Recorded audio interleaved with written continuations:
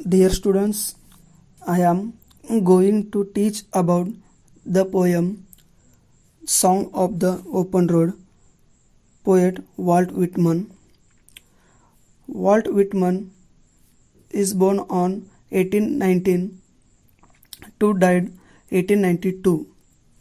Walt Whitman was an American poet, essayist and journalist. Walt Whitman यांचा जन्म 1819 साली झाला व मृत्यू 1892 मध्ये झालेला आहे. वॉल्ट व्हिटमन हा एक अमेरिकन कवी, निबंध लेखक आणि पत्रकारही होते. Whitman is among the most influential poets in the American canon and is often called father of free verse. American कॅनॉनमधील व्हिटमन हा एक सर्वात प्रभावशाली कवींपैकी एक कवी आहे आणि त्यांना बहुतेकदा फादर ऑफ फ्री वर्स म्हणून ओळखला जातो. फ्री वर्स म्हणजेच मुक्तछंद अशी कविता. फ्री वर्स म्हणजेच एकूण एक त्या पोएममध्ये कोणताही प्रकारचा राईम शेम नसतो आणि रायमिंग वर्डसुद्धा नसतो. He grew up in Huntington in a family with difficult economic status. Walt Whitman हा कठीण आर्थिक परिस्थितीत असलेला आपल्या कुटुंबामध्ये हंटिंग्टनमध्ये मोठा झालेला आहे. His major work Leaves of Grass was published in July 1855. His O Captain, My Captain, a poem written on the death of Abraham Lincoln, is widely popular. जुलै 1855 मध्ये त्यांची मुख्य कार्य लिहिलेला जे काही कवितांचा संग्रह असेल त्यातला लिव्ज ऑफ ग्रास प्रकाशित झाला आहे. वॉल्ट व्हिटमन यांचे captain O my captain Abraham Lincoln यांच्या मृत्यूवर लिहिलेली ही कविता सर्वत्र लोकप्रिय आहे. The section 1 of the song of the open road from leaves of grass is a beautiful blend of self-awareness, free will and tenderness of heart.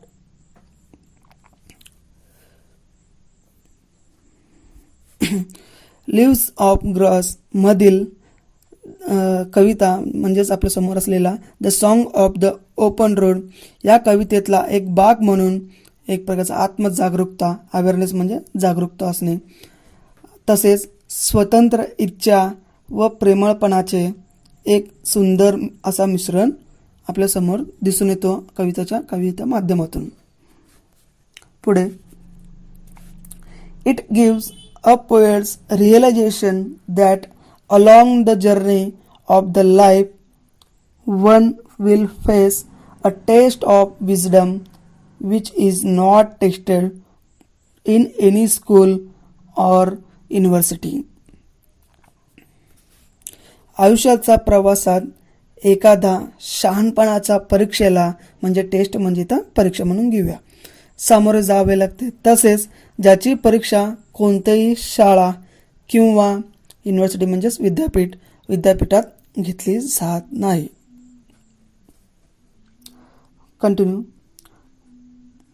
A road is something everyone uses. रस्ता हा काय सर्वांनी वापरला जातो आणि प्रत्येकजण सुद्धा रस्ता वापरत असतो. पुढे whether rich or poor and it forces all levels of people to associate with one another. हा रस्ता कसा आहे, श्रीमंत असो किंवा गरीब आणि सर्व स्तरातील लोकांना हा रस्ता भाग पडतो म्हणजे लोकांना. म्हणून कवी म्हणतो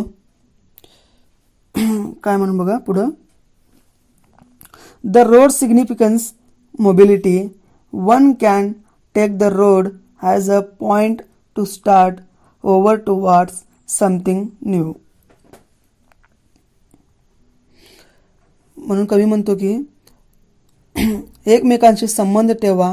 रस्ता हा कसा एक प्रकारचा गतिशीलता दर्शवतो आणि रस्ता गतिशीलता असतो. जर रस्ता चांगला असेल तर अतिवेगाने अतिगतीनं आपण गाडी चालवू शकतो.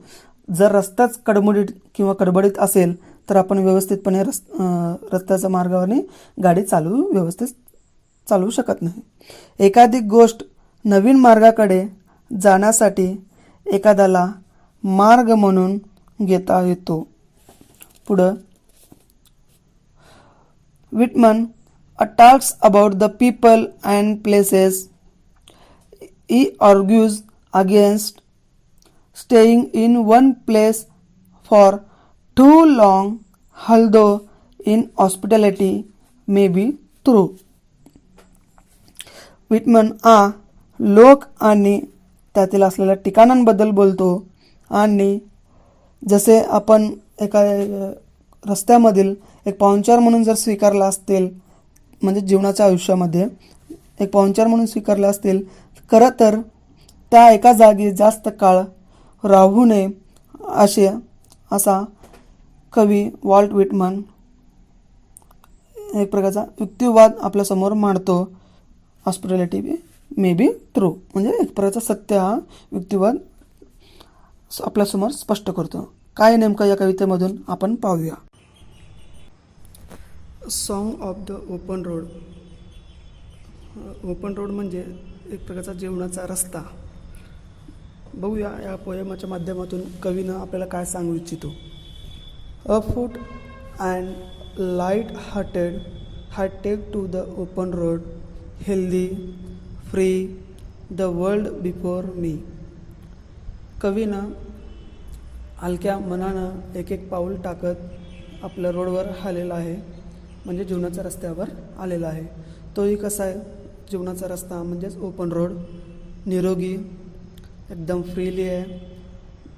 आणि द वर्ल्ड बिफोर मी, आणि संपूर्ण जगासमोर ते आलेले आहेत. म्हणजे एक प्रकारचा ओपन रोड इथं सिम्बॉलिक आहे.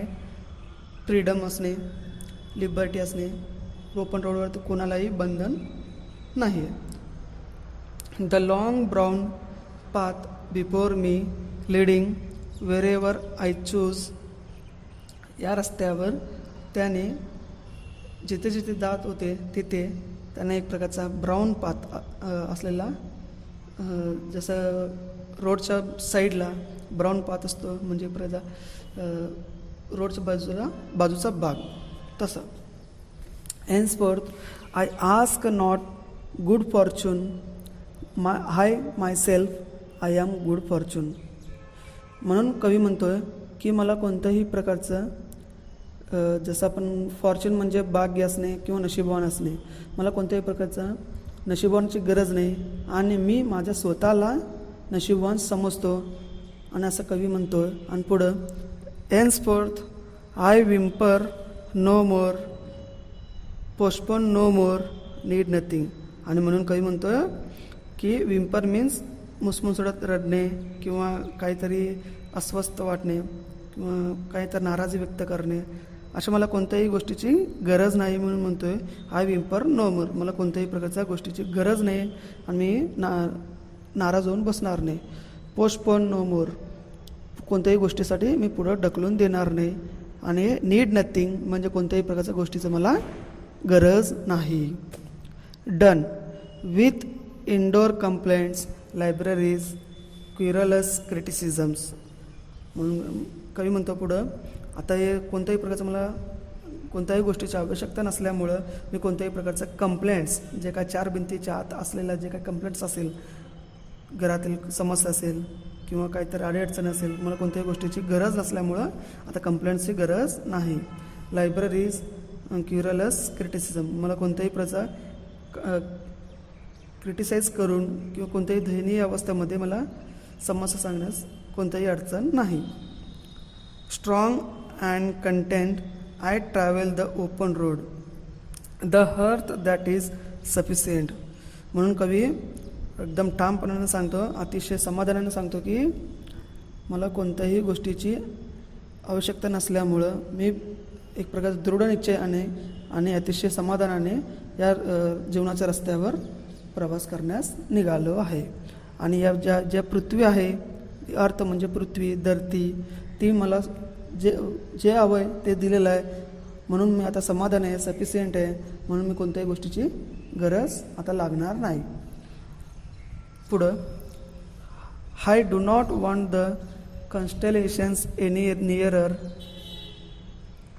म्हणजे कळलं काय सांगायचं आहे? कन्स्टेलेशन्स म्हणजे एक प्रकारचा नक्षत्र मंडळ किंवा अनेक लोक एकत्रित असलेला समूह. मला आता कोणत्याही गोष्टीची गरज नाही. म्हणजे कोणकोणते तर कोणत्याही प्रकारचा ना चंद्र असो ना तारे असो, या गोष्टीची जे माझ्याजवळ आहेत त्याची मला आवश्यकता नाही. I know they are very well where they are. मला माहीत आहे की असं जे काही गोष्टी आहेत जे जिथं आहेत ते तिथंच अति उत्तम आहेत. मला आता कोणत्याही गोष्टीची आवश्यकता लागणार नाही. I know they suffice for those belong to them. मला माहीत आहे, हेही सुद्धा माहीत आहे, आता मला माझ्यासाठी पुरं झालेलं आहे. आणि हू बिलॉंग टू देम, ज्या व्यक्तींना ज्याची गरज आहे ते त्यांच्यासाठी आवश्यकता आहे, पण माझ्यासाठी आता सगळं संपूर्ण आहे आणि सफिस आहे. म्हणजे पुरं असणे, पुरेपूर्ण भरून निघालेलं आहे. मला कोणत्या गोष्टीची आता गरज किंवा आवश्यकता भासणार नाही, असे सांगून कवी आपल्या पोएमच्या माध्यमातून सांगत आहे. म्हणजे एक प्रकारचा पोएम हा कसा आहे, फ्री आहे, फ्रीडम आहे आणि लिबर्टी असल्यामुळं कवीला हे सुचवायचं आहे. आणि पुढं जे काही पुढचं पार्ट आहे तो ब्रॅकेटमध्ये दिलेला आहे. Steel year I carry my hold delicious burden.